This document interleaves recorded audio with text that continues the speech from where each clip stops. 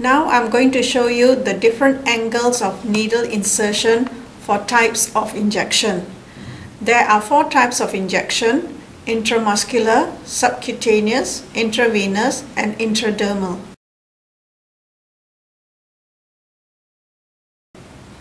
For intramuscular injection, we give the injection at an angle of 90 degrees, like so.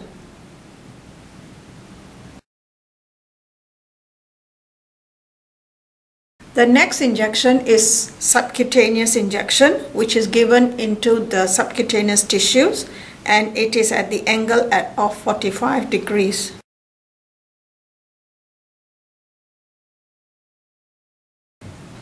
Although in this session you will not be taught intravenous injection, but I will show you the degree at which intravenous injection is given. It is at 25 degrees.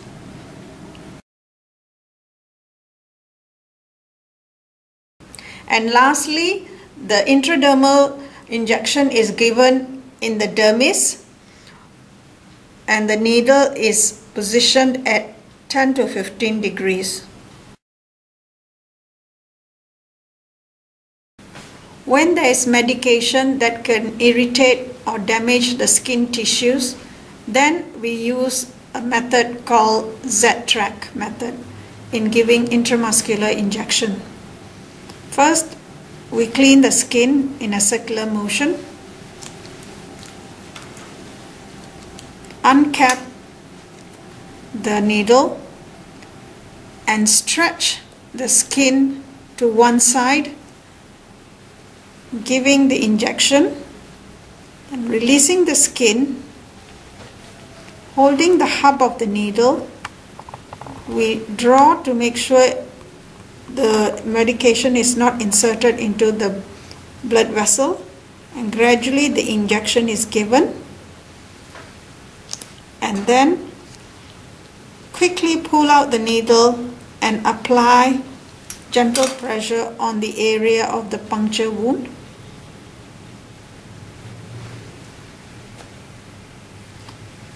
And the cotton wool is removed. We ensure that no medication is welling up onto the skin from the injection site.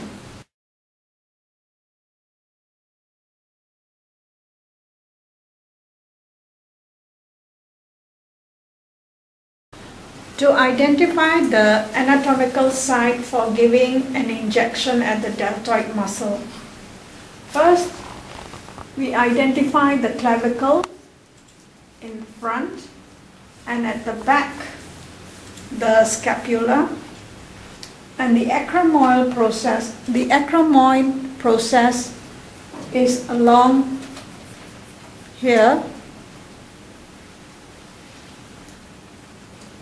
We place 2 fingers below the acromoid process, and the muscle area, the deltoid muscle, is found here, the top of the humerus.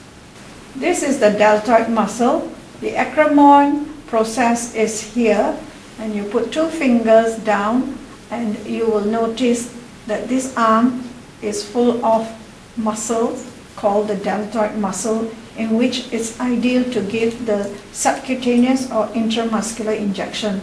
But not more than 1 ml is given in this muscle.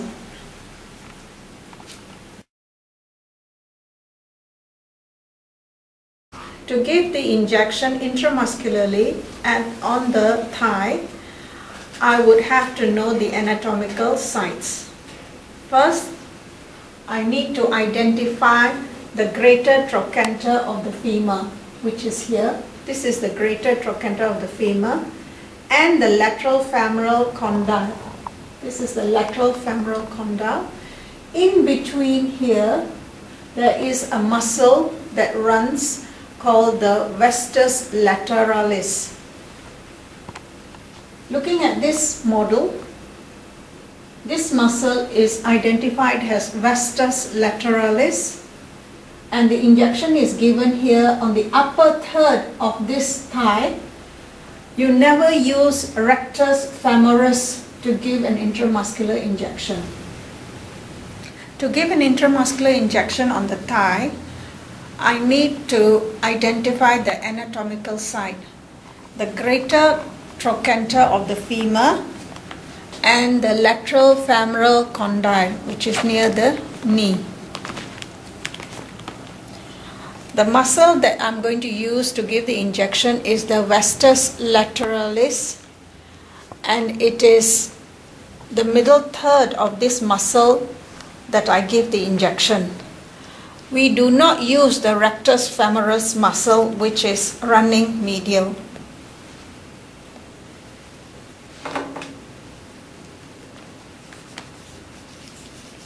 In a circular motion, I will wipe clean the skin.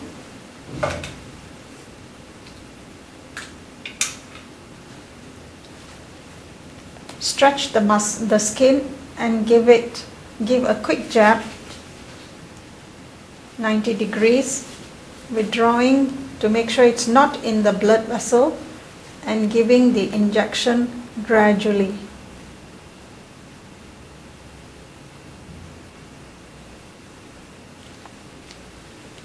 The needle is removed immediately and gentle pressure is applied with a dry cotton wool ball.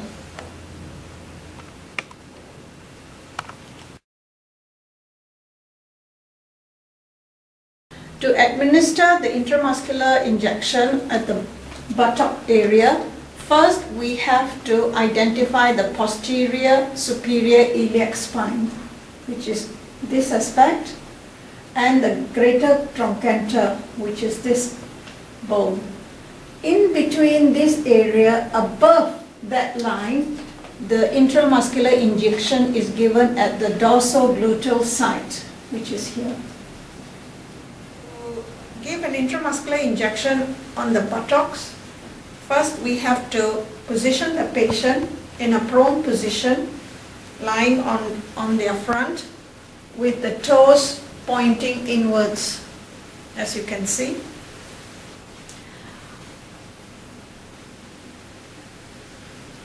This will help the muscles to relax and minimize discomfort when we are giving the injection. Here is a model of pelvis. The posterior superior iliac spine is identified here. Draw an imaginary line from the posterior superior iliac spine and the greater trochanter of the femur. The line is lateral to and parallel to the sciatica nerve. The injection site is lateral and superior to this line. It is very important to palpate both the ilium and the trochanter before giving the injection, so that we ensure that we are giving the injection in the right place. This is the dorsogluteal muscle where the injection will be given. The skin is stretched and the needle pierced into the skin right down to the muscle. Holding the hub of the needle, the barrel is pulled backwards to make sure the injection is not in the blood vessel, and gradually the injection is given.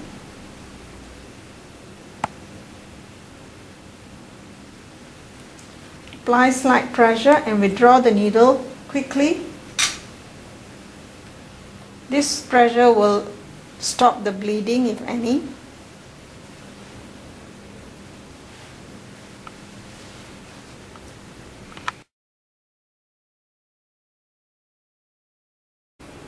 The next site that you can give an intramuscular injection is the ventrogluteal site.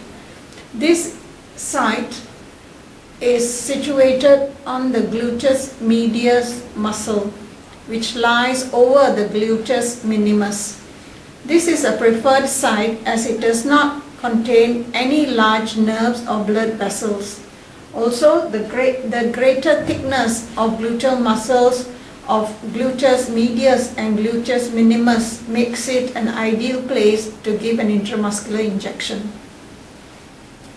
To give this intramuscular injection at the ventrogluteal site, the patient can be positioned supine, which is facing upwards, prone, which is facing downwards, or side lying, as the patient is seen here, lying on the side.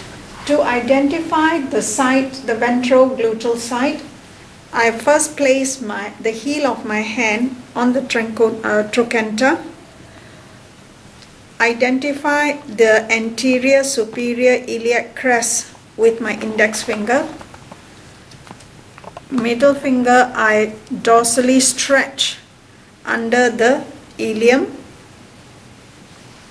and press downwards, and the injection site would be where the triangle is formed between the index finger, the middle finger, and the ilium.